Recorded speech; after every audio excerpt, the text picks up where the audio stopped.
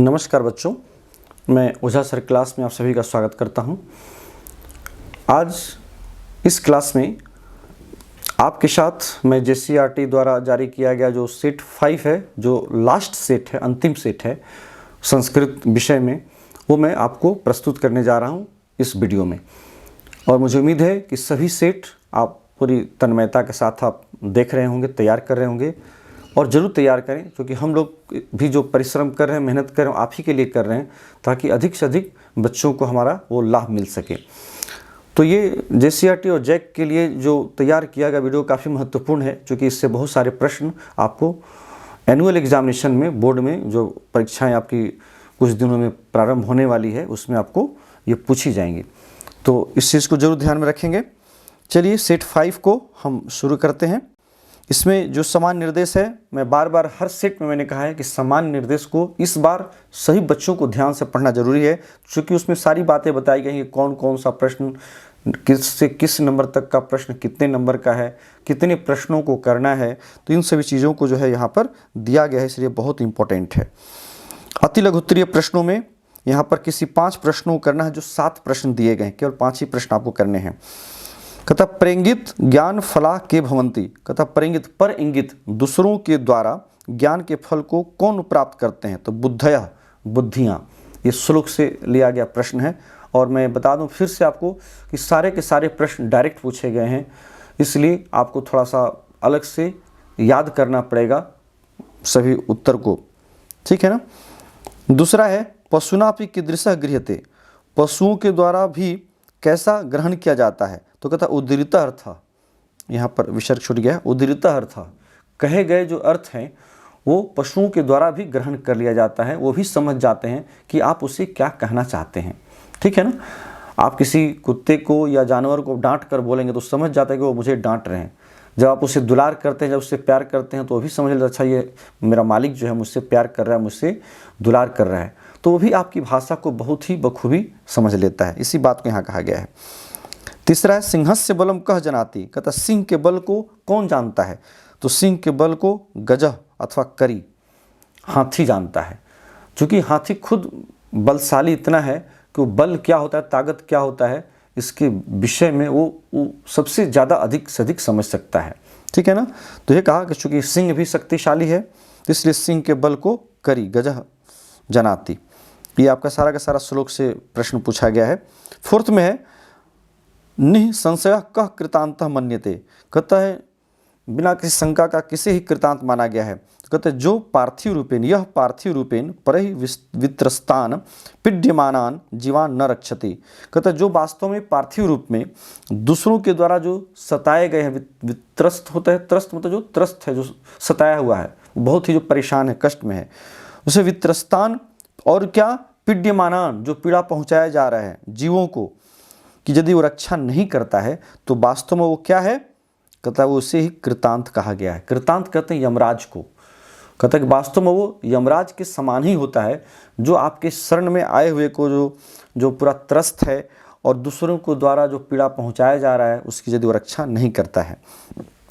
पांचवा है मयूरः कथम नृत्य मुद्रा में स्थिता होती, मोर जो है कैसे नृत्य मुद्रा में वो स्थित होता है। तो अपने आप देखिएगा, जब मोर जब नृत्य मुद्रा में जब आता है तो अपने पूरे पंखों को वो फैला देता है ना, पीछे से।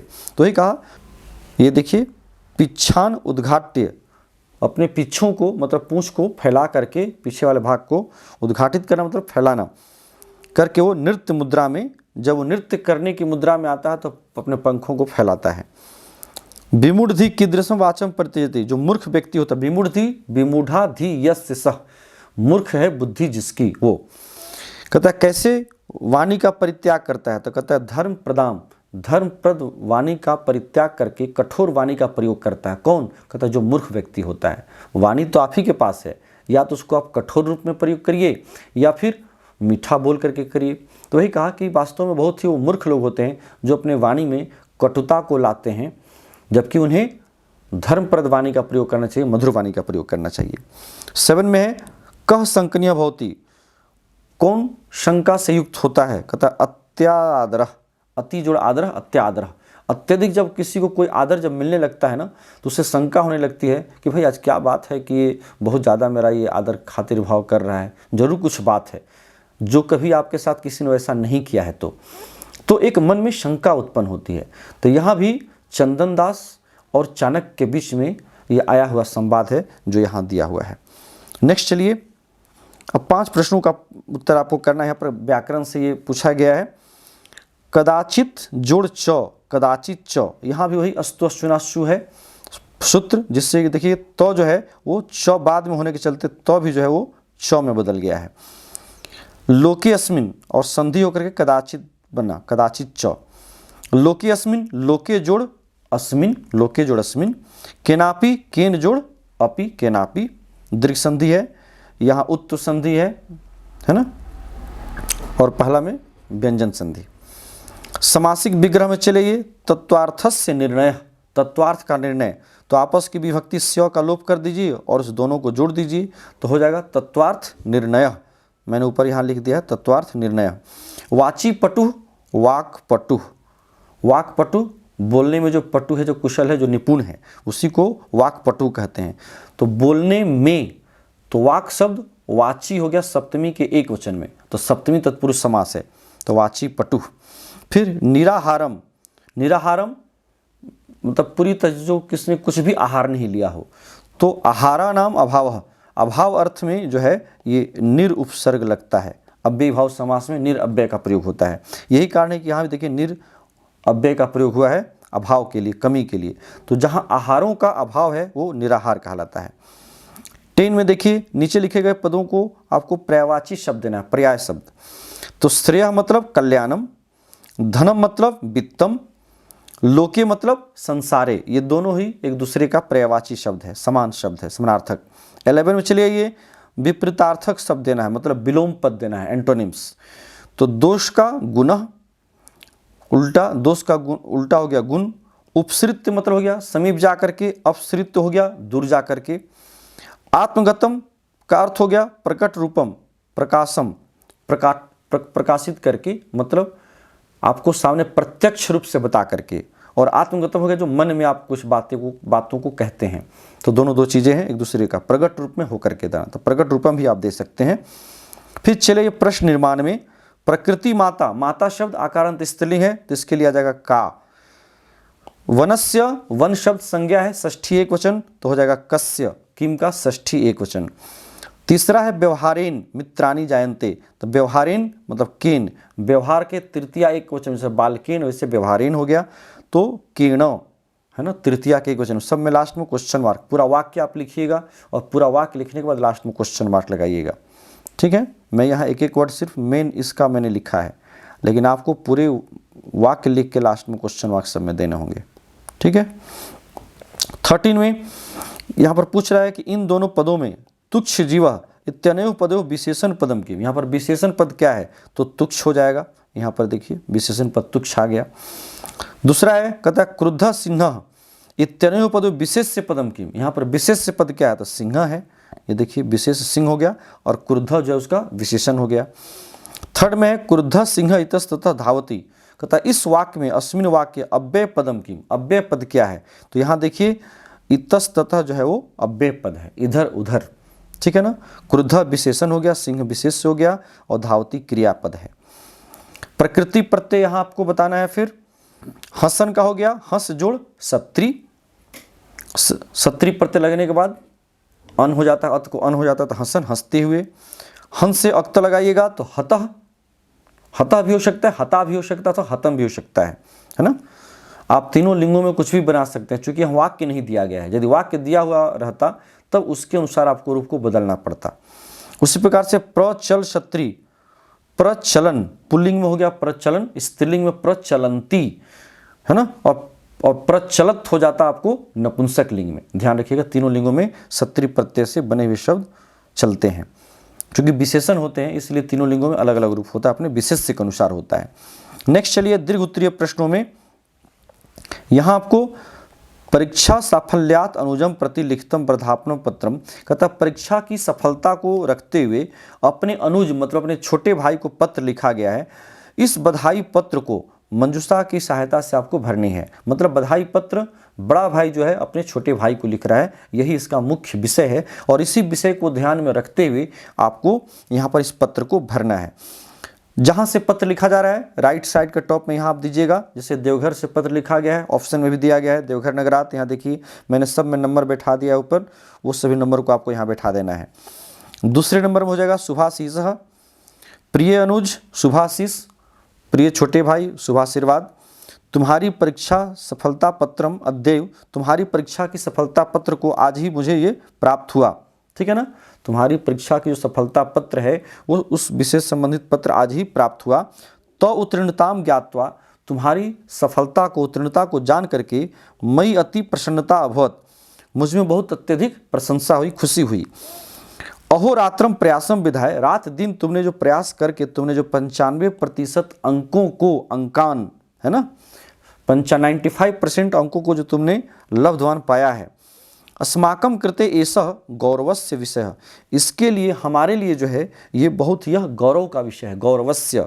तो 6 में हो जाएगा गौरवस्य। तुभ्यम मम हार्दिकम वर्धापनम, 7 में हो जाएगा वर्धापनम, तुम्हारे लिए मतलब तुमको मेरी बहुत बहुत बधाई, है ना। तो 7 में बधाई हो गया।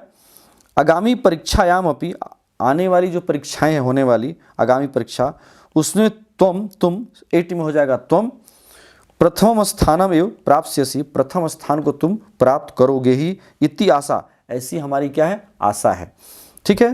पुनः शुभम कामयामहे, पुनः मैं तुम्हें शुभ कामना देता हूँ। भवदीय अग्रज, तुम्हारा बड़ा भाई अग्रज सोमेश अपना नाम दिया है। तो इस प्रकार से सभी कौन कौन से नंबर में कौन कौन से खाली स्थान में दिया गया जो नंबर है उसके सामने मैंने भर दिया है। और ऊपर भी यहाँ पर यदि आप देखें तो यहाँ मैंने पूरे मंजूषा को सभी शब्दों से भर दिया है ताकि आप उसको आसानी से समझ सकें। नेक्स्ट चलिए क्वेश्चन, चित्र को देख करके 5 वाक्य संस्कृत में आपको लिखने हैं, जो कि हर बार आपको पूछा जाता है लॉन्ग टाइप में, इस बार भी रहेगा। तो जो इस बार चित्र आपको दिया गया है, आप यदि ध्यान से देखें इस चित्रों को, यहाँ मंजूषा दी गई है, एक व्यक्ति कपड़े को साफ कर रहा है, ठीक है ना। नदियों में कुछ लोग नहा रहे हैं, स्नान कर रहे हैं 2 व्यक्ति। तो इसी से संबंधित मतलब ये नदी का चित्र है जहाँ पर कि एक धोबी जो है रजक, वो कपड़े को धो रहा है, 2 लोग नहा रहे हैं, अगल बगल में पेड़ है, पर्वत है, इत्यादि दृश्य है। तो चलिए इसी को हमको बना करके लिखना है। प्रयास करेंगे छोटा छोटा वाक्य बनाएं, आप भी छोटा छोटा ही वाक्य बनाएं, बड़ा वाक्य न बनाएं। इससे क्या होगा कि आपके मार्क्स नहीं कटेंगे, बड़े वाक्य बनाएंगे तो मार्क्स आपका कटेगा। एतत् चित्रम नद्याः अस्ति, नद्याः हमने इसलिए दिया तो कि यहाँ पर देखिएगा नद्याः में नदी का षष्ठी एक वचन है, चूँकि ये चित्र किसका है तो नदी का है, इसलिए नदी में षष्ठी विभक्ति आप लगाएंगे। नदी के जब तक आप नदी में षष्ठी विभक्ति नहीं लगाते हैं तो का के की का अर्थ नहीं निकलता है, इसलिए यह चित्र नदी का है। अत्र रजकः अस्ति, यहाँ एक धोबी है, ठीक है ना, रजक धोबी को कहते हैं। रजकः वस्त्राणि क्षालयति, रजक जो है धोबी जो है वस्त्रों को धो रहा है, ठीक है। यहाँ पर ध्यान रखना है कर्ता और क्रिया का संबंध।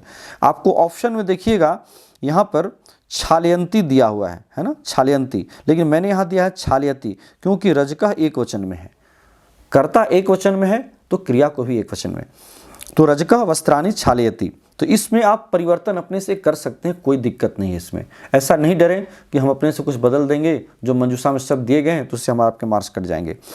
चित्रे एका नदी अपि अस्ति, चित्र में एक नदी भी है। समीप में पर्वत भी है। समीपे पर्वतः अपि अस्ति, देखिए सब दिया हुआ है, यहाँ पर पर्वत दिया हुआ है ना, आपको वस्त्राणि दिया हुआ है, रजका है, वृक्षा है, नदी है, सब। 2 जनु स्नातः, 2 लोग यहाँ पर स्नान कर रहे हैं, स्ना धातु है, स्नान करना, नहाना, ठीक है। तो मैंने तो यहाँ 6 बना दिया है, और भी यहाँ पर बनने लायक वाक्य हैं, शब्द जितने दिए गए हैं, लेकिन आपको केवल 5 ही बनाने हैं, कोई भी आप 5 बना सकते हैं, ठीक है। अब चलिए यहाँ पर अन्वय के लिए दिए गए हैं आपको लाइन, अन्वय करके। श्लोक नहीं दिया गया है, जबकि श्लोक दे करके तब उसका अन्वय करने के लिए देना चाहिए, यही तरीका है, यही नियम है। लेकिन यहाँ पर श्लोक नहीं दिया गया, डायरेक्ट अन्वय आपको दे दिया गया है, और आपको यहाँ मंजूषा भी दी गई है उसके लिए, यहीं से चुन के आपको शब्दों को भरना है। कहता पिता पुत्राय, यहाँ पर पुत्राय भरा जाएगा, पहला में आप यदि ध्यान से पढ़िएगा तो आपको पता चलेगा। तो पिता पुत्राय बाल्ये महत विद्याधनम यच्छति, महान विद्या रूपी धन अपने पुत्र के लिए वो प्रदान करता है। इसके पिता ने कितनी तपस्या की है, अस्य पिता किम तपः तेपे इति उक्ति तत्कृतज्ञता, यही उक्ति जो है उसकी कृतज्ञता मानी जाती है, उस पुत्र की कृतज्ञता मानी जाती है। मतलब उसके पिता ने उसके लिए बहुत कुछ किया है, इस बात का यदि वो रियलाइज करता है तो यही जो है उस पुत्र की सबसे बड़ी क्या होती है, कृतज्ञता होती है। नेक्स्ट है अमंत्रम अक्षरम नास्ति, कहता है कोई भी ऐसा मंत्र नहीं जो अक्षर से रहित हो। अनौषधम मूलम नास्ति, बिना औषधि बिना जड़ का कोई औषधि नहीं होता है, मतलब हर जड़ का कोई न कोई औषधि के रूप में प्रयोग होना है। अयोग्य पुरुष नास्ति, कोई भी पुरुष बेकार नहीं होता है, हर व्यक्ति के अंदर कुछ न कुछ गुण विद्यमान होता है। तत्र योजकः दुर्लभः, वहाँ जुड़ने वाला दुर्लभ होता है, मतलब किसके अंदर कौन सा गुण है उसको खोजने वाला जो पारखी है वही कम मिलते हैं, वही दुर्लभ होते हैं जो इन सभी चीज़ें को गुणों को वो खोज सकें। यही यहाँ पर इस अन्वय का भाव था, कहने का तात्पर्य था। ठीक है, तो जहाँ पर जो शब्द भरा गया है मैंने वहाँ भर दिया है, आप इसको एक बार अपने से देख लेंगे। अब चलिए फिर समय सूचक शब्दों को भरना है। यहाँ पर टाइम लिखा हुआ है, मैं पूरे वाक्य को नहीं पढ़ा हूँ ताकि आपका समय बचे। 5 का पंच, फिर 8:15 है तो 8:15 बज रहा है तो सपाद अष्टवादनम, सपाद सवा, सवा के लिए सपाद। फिर 1:30 मतलब 1:30 बज रहा है तो सार्ध 1 वादने, जब 30 मिनट अधिक होगा तो क्या करेंगे, सार्ध करेंगे। ठीक है ना, सार्ध। 12 का डायरेक्ट द्वादश लिखेंगे, 12 बजे का। ये 5:45 बज रहा है, 5:45 है, मतलब 5:45 बज रहा है तो पादोन षड्वादने, षट भी लिख सकते हैं, षड भी लिख सकते हैं। ठीक है, तो यहाँ पर ध्यान रखिएगा कि जब भी आपको 45 रहेगा तो एक आपको और बढ़ जाना है, जो पीछे आपको जो यहाँ दिखाई दे रहा है 5, इससे आपको एक बढ़ करके वो काम करना है। ठीक है, मतलब 5:45 मतलब 5:45 तो पादोन षटवादने। नेक्स्ट चलिए, ये अनसीन पैसेज है, आपको ये अनुच्छेद दिया गया, इस अनुच्छेद को पढ़ करके प्रश्नों का उत्तर आपको करना है। मैं डायरेक्ट इसके आंसर को ही मैं आपको बता दे रहा हूँ, ये इसके अर्थ को, मैं इसके अर्थ को ही डायरेक्ट बता दे रहा हूँ, उसके जैसे से जो अर्थ है। दीपावली भारतीयों का प्रमुख पर्व है। इस दिवस में श्री राम पिता की आज्ञा का पालन करते हुए 14 वर्षों तक वन में रहकर रावण को मारकर और अपने पति सीता को छुड़ा करके, मुक्त करा करके विमोच्य अयोध्या नगरी के पास वो वापस लौटे थे। उसी समय से, उसी काल से भारतीय जो है प्रत्येक वर्ष कार्तिक महीने की अमावस्या में अपने घरों में दीपों को क्या करते हैं, प्रज्वलित करते हैं, जलाते हैं। इसी दिन ही रात्रि में महालक्ष्मी का पूजन भी किया जाता है, महालक्ष्मी पूज्यते। अस्मात् पर्वणः, इस पर्व से पूर्व लोग क्या करते हैं, अपने घरों को स्वगृहाणाम शुद्धिम कुर्वन्ति, अपने घरों को शुद्ध करते हैं। इस पर्व के पूर्व होने से पहले साफ सफाई करके घरों को शुद्ध किया जाता है, और घर को जो है नववधूरिव भासन्ते, और इस प्रकार से घर जो है वो इस दीपावली में नई नवेली वधू की तरह सज जाती है, सुशोभित होती है। ये इसका पैराग्राफ का अर्थ था। अब इसमें एक पद में उत्तर देना है। दीपावली के साम प्रमुखम, तो भारतीय नाम, भारतीयों का प्रमुख पर्व है। ख में है दीपावल्याम रात्रो, दीपावली के रात्रि में क्या किया जाता है, तो महालक्ष्मी का पूजन किया जाता है। गौ में दीपावली कस्याम तिथो भवति, किस तिथि में होता है, तो कार्तिक मास के अमावस्यायाम, कार्तिक मासस्य अमावस्यायाम भवति।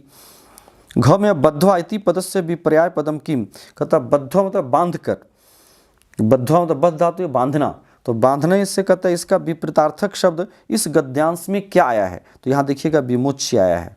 विमोच्य मतलब मुक्त करके उसको, ठीक है ना, विमुक्त करके, तो यहाँ पर हो जाएगा विमोच्य।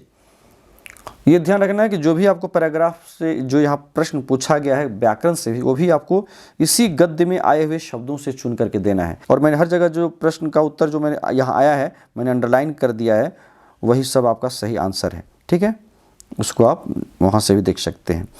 नेक्स्ट है पूर्ण वाक्येन उत्तरतः। दीपावल्याः पर्वणः पूर्वम जनाः किम कुर्वन्ति, दीपावली पर्व के पूर्व में लोग क्या करते हैं, तो स्वगृहाणाम शुद्धिम कुर्वन्ति, अपनों घरों को वो शुद्ध करते हैं। देखिए पूर्वम जनाः स्वगृहाणाम शुद्धिम कुर्वन्ति, और इसके लिए उपयुक्त शीर्षक देना है तो दीपावली, दीपावली से संबंधित सारी बातें इसमें बताई गई हैं, इसलिए इसका जो उचित शीर्षक होगा वो दीपावली होगा। चलिए इन्हीं शब्दों के साथ आपका ये JCERT द्वारा जारी किया गया जो 5 मॉडल सेट्स संस्कृत के प्रश्न थे उसको हमने सॉल्व किया। मुझे उम्मीद है कि आपको ये पसंद आया होगा। आपको पसंद आया होगा तो ज़रूर लाइक करें, अपने मित्रों में शेयर करें, सब्सक्राइब जरूर करें। चलिए इन्हीं शब्दों के साथ इस क्लास को यहीं रोकते हैं। हमें आज्ञा दीजिए। बहुत बहुत धन्यवाद। Thank you.